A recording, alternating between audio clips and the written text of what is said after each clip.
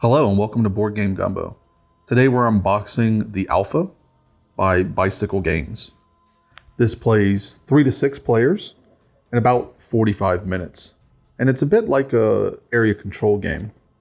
So here are our instructions. This is meant to be on the lighter side. So the instructions are pretty short.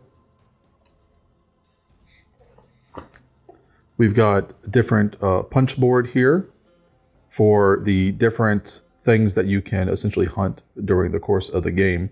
And those will be one of the decisions you'll make. So we have like a scavenge tile here. And if you go to this tile, you'll simply earn 1 food automatically. And then we've got some larger prey here, like the elk and the caribou. If you go to these locations, you'll put your wolves on either location. And then at the end of the round, you'll roll a die. And these values here tell you the different sides of the die. And then you can gain based off of what number they are. So if you roll a 9, you'll gain 9 food, essentially. The C on some of the sides of the die mean that after gaining those amount of food, the tile will flip over.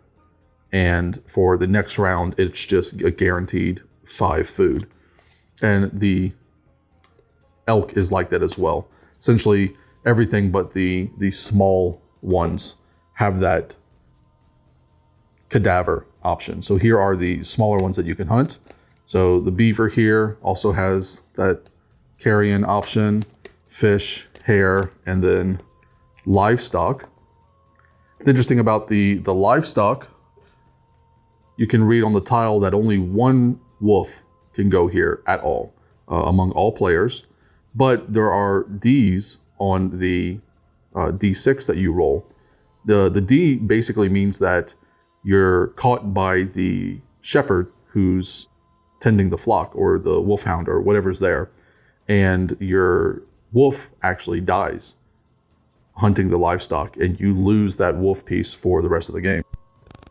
We've got some larger ones here, bison and moose, and these require at least 4 wolves in this region for this hunt to even happen.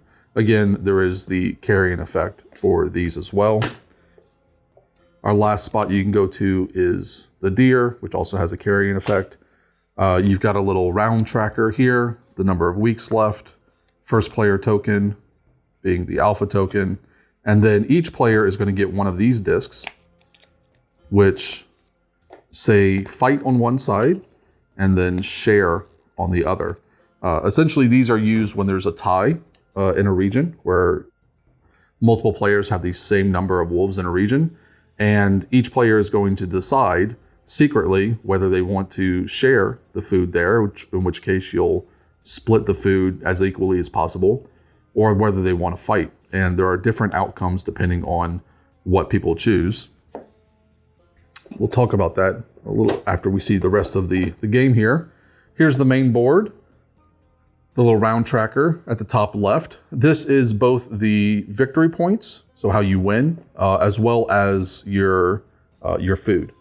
So whenever you gain food from hunting, you'll go up on this track. And if you ever lose food, you'll go down on the track. You got 2 spots here, the deep forest and the near forest. That's basically just where the different hunt tiles go. The larger tiles go in the deep forest and the smaller tiles go in the near forest. You can injure your wolves, in which case you lose them essentially for a round until they're healed. So we'll set that off over here. And then you've got a pack of cards here. We'll go through that in a second. But first, let me show you these little meeples we got here. So we got wolf meeples. Each player is going to get a pack of wolves, so several meeples all together. One of these will be your score tracker, which will go on the main board to keep track of your current resources. And then the rest will just go on your player board. And these will be what you'll be putting out each round.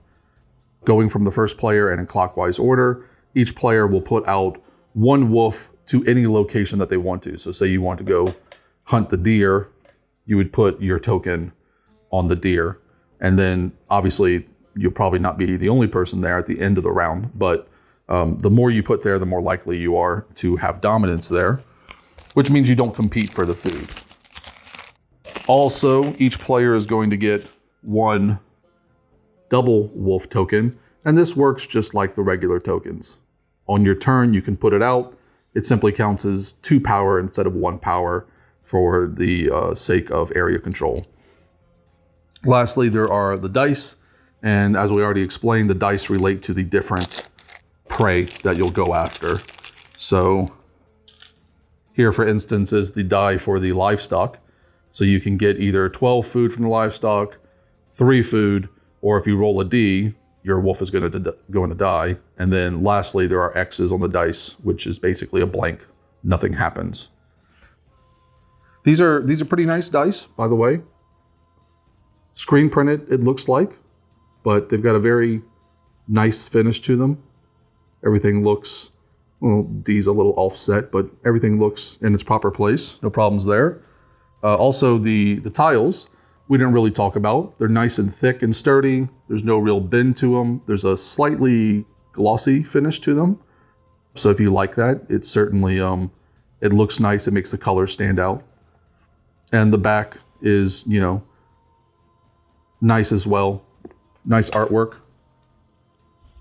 All right, so the last thing we have here are the various dens. And these are basically just the player boards that each player will have. They are all the same. They're really thick, nice cardboard, single-sided, but really nice and thick. And again, this is essentially just where you'll keep your wolves when they're not out hunting something. But it also, very helpfully, explains the different conflict resolutions. So essentially the way the game works is, again, in player order, you're going to be putting out your wolves to these different prey tiles. And we'll put a few out here, we'll put the scavenger one out here, and what have you. And you'll be putting your wolves out there. If you go to the deep forest, the larger prey, which will be on the top of the board, it costs you a food to go there.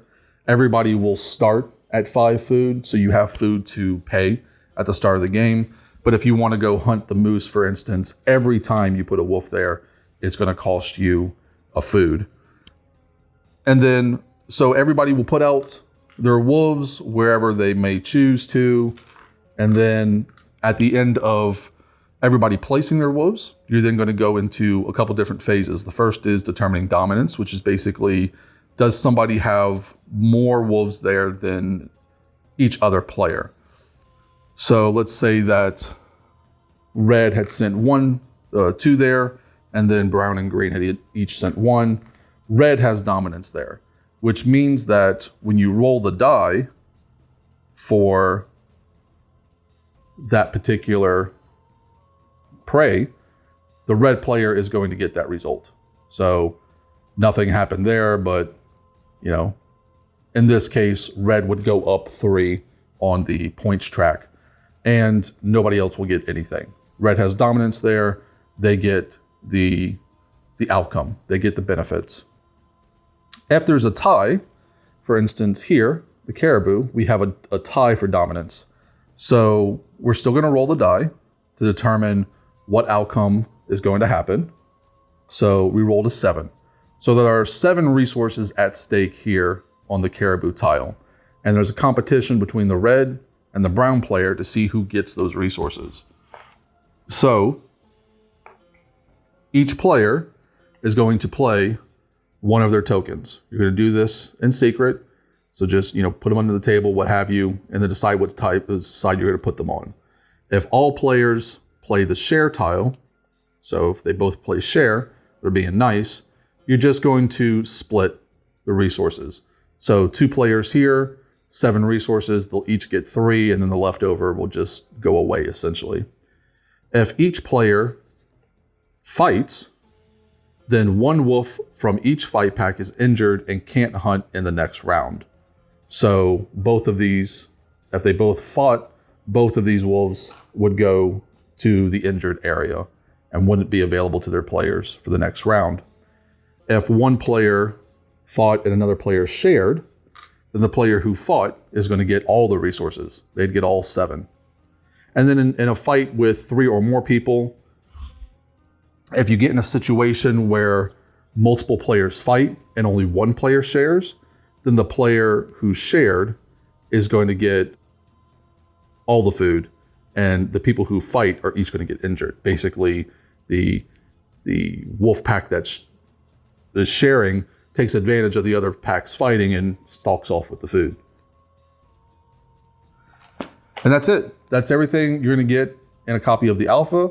You're going to play for 5 weeks, and then whoever has the most food is going to be the alpha pack.